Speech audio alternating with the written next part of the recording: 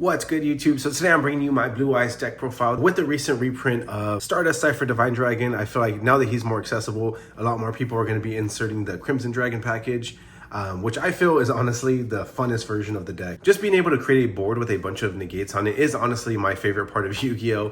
Not allowing your opponent to play. Obviously, I am a fan of Toxic, Stun decks, so being able to apply that towards a Blue Eyes deck is honestly pretty cool. Now that Stardust Cypher Divine Dragon has been reprinted, he is a $1 card. This is a budget deck. With Crimson Dragon also being under $1 as well. So the actual Blue Eyes core will be under, definitely under $20, and then the hand traps will be another $10. So this is probably an overall $30 deck. That's including the extra deck as well. So again, very budget, very affordable, and then high ceiling as well. I'll probably go into a test hand and a combo at the end of the video, just kind of showing you what exactly you can make with this specific deck. Even without the permanent cards, it still creates an extremely powerful end board. So going straight into the deck profile, we have two Blue Eyes White Dragons. Do not play three of them. Do not listen to what anybody says online. You never need more than two. Two is definitely ideal. What you do need three of is three Maiden of White, three Sage with Eyes of Blue, and for the budget version, three Neo Kaiser Seahorse. So these are your 9 1-card monster starters. And we also have three Wishes for Eyes of Blue. Technically a 1-card starter, I guess you can say 1.5 because it requires a discard. But you want to max out on all of your 1-card starters. Even without the permanent cards, the deck is still very consistent with the amount of 1-card starters we have. And then on top of the Wishes for Eyes of Blue, we also are running 2 Bingo Machine Goes. Basically 5 copies of Wishes. If you guys don't know what the cards do, I do go more in depth. I have a bunch of other Blue Eyes deck profiles on my channel if you guys want a more in-depth analysis. But for now, I'm just going to quickly go over the deck profile, then go into the test hand. For the spell cards, we have 1 Roar, 1 Mausoleum of White, 1 True Light, and 1 Majesty of White Dragons, which rounds out the actual Blue Eyes deck core. Then for some consistency cards, we have Triple Attack, Pot of Prosperity, Called by the Grave, and Crossout Designator. Obviously, these cards are all at 1 for a reason. You want to max out on these cards as well. Triple Tactic is probably one of the most expensive cards, if not the most expensive card in the entire deck, with it being around $3 to $4. So if you didn't want to save $3 to $4, you can honestly, when we go over the hand traps, I'll show you what you could be adding instead of this one. But these 3 cards are good enough in regards to consistency, and just in case you do get hand trapped, just kind of having some backup defense for hand traps. Even with Triple Attack, it's still a $30 deck profile. Then for the hand traps, we have 3 Ash Blossom, 3 Nibs, 3 Drolls. So you want to max out on the really strong, impactful hand traps. So that's 9, 12 with 3 Infinite Permanents. And then we also are running 2 Ghost Ogre and 2 Effect Veiler. Again, keeping it with the mindset of having a budget in mind, keeping it under $30. I have Ghost Ogre. My locals has a lot of Blue Eyes players. Also, Ghost Ogre is just really good against like field spells or any continuous spell cards as well. Even as a good crossout designator target as well for Blue Eyes, just giving you some extra defense. It's good to have it inside your own deck.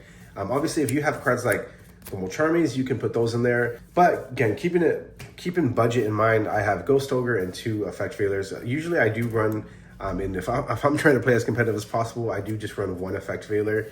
And then probably not the Ghost Ogres as well, unless you know you're going against a bunch of Blue Eyes players. Then it's really good to kind of Ghost Ogre their True Light. But that is the hand trap ratio for the budget version. Then going over the extra deck, we have the Crimson Dragon package.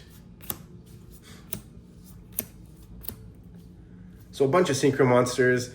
We have Stardust Cypher Divine Dragon, Crimson Dragon, Cosmic Blazar Dragon, the new Ancient Fairy Life Dragon, Lightstorm Dragon for back row, Blue Eyes Ultimate Spirit Dragon, and then we are running 3 Blue Eyes Spirit Dragons. Again, this is my favorite version of the deck. Just being able to run, honestly, these 3 monsters right here. I feel like they have such amazing artwork. Cosmic Blazar Dragon is one of my favorite artworks in the game. And then Stardust Cypher Divine Dragon, honestly, his effect to protect all of your monsters from your own Blue Eyes Spirit Dragon's effect is honestly just so cool.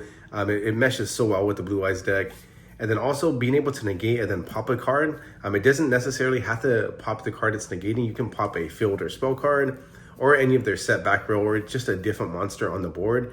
Just a really cool effect. These monsters are only able to be made because we have Crimson Dragon. Otherwise, you'd have to kind of hard go into them, which is really hard because both monsters require 3 monsters. Then to round out the Blue Eye stuff, typical Blue Eye stuff, I did, for the budget version specifically, I love running 2 Blue Eyes Tyrant Dragons just because you can utilize it going first to get your Blue Eyes in the graveyard.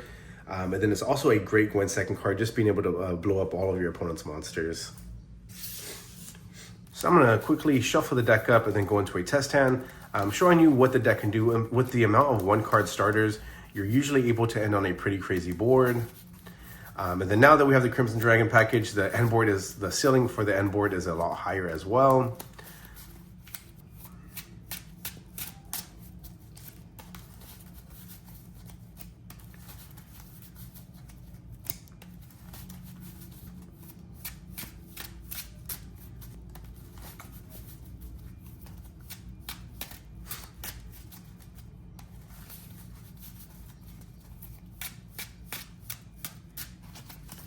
Right, deck is shuffled. Let's see. We got True Light, not a good sign. Nib, Sage with Eyes of Blue, Ash Blossom, and Wishes for Eyes of Blue. Okay, so we drew our True Light, unfortunately, but we still have 2 starters, and then we have Ash and Nib if we're going second. So I think this is a perfect hand to show you the Crimson Dragon stuff. So right away, we're going to go ahead and utilize our Wishes for Eyes of Blue.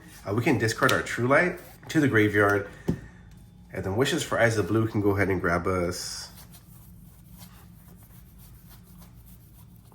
Go ahead and grab another Sage, and then we'll grab Roar.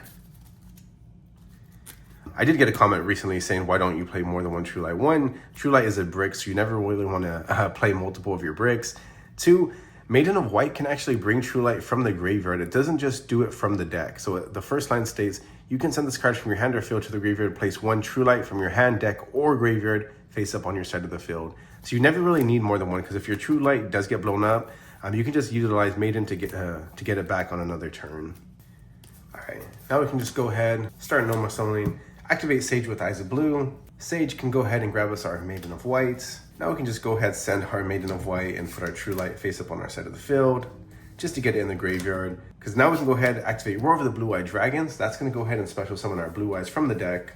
So Blue Eyes gets special summon on the field. Maiden then gets activated. Special summon herself back. From here, now we can go ahead and link off our Sage with Eyes of Blue, go into our Spirit with Eyes of Blue, activate Spirit.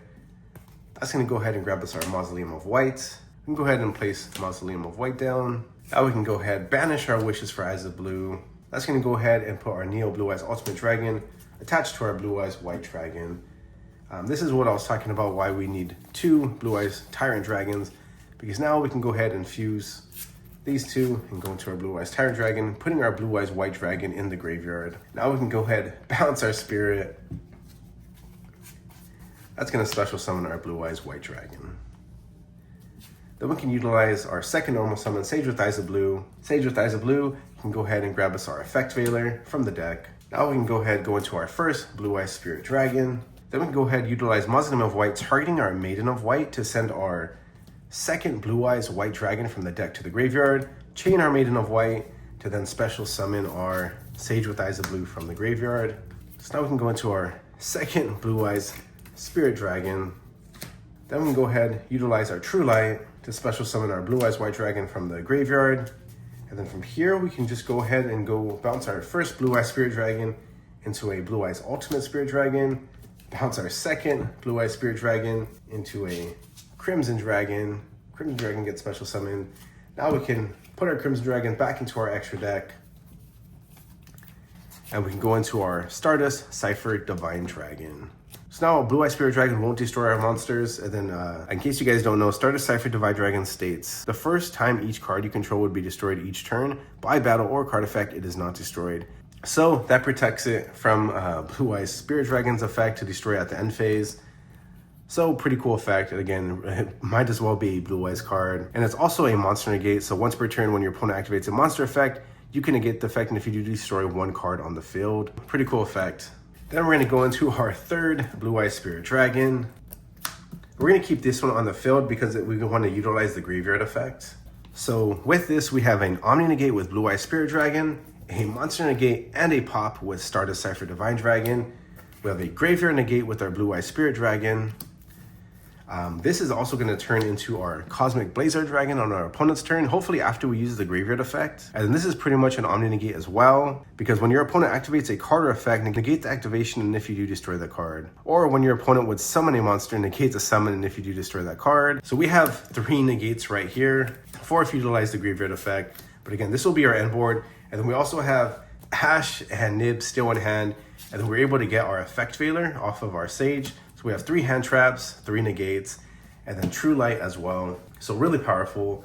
So this is pretty much, yeah, the ideal end board you would want. This is what a perfect board would look like, uninterrupted. When you pass turn to your opponent, you'd hopefully utilize the Graveyard Negate, bounce this, and then go into Cosmic Blazar Dragon. And then this would be your end board with 3 more negates and then 3 hand traps as well. So again, $30 budget version of the deck. So this is probably, honestly, aside from having the Primite cards in the deck, this is one of the strongest end boards you can make with just pure Blue Eyes. You can also obviously add the Invoke stuff, the Primite stuff, but if you want to stick to just the pure Blue Eye stuff, this is the type of end board you are going to expect to end on. But yeah, if you guys want to see more of this deck or more test hands, more combo videos with this deck, maybe even showing you what happens if you brick, what a brick hand would look like, leave me a comment and let me know what you guys are interested in. But for now, I think that's all I got for you guys, and I'll catch you guys in the next video.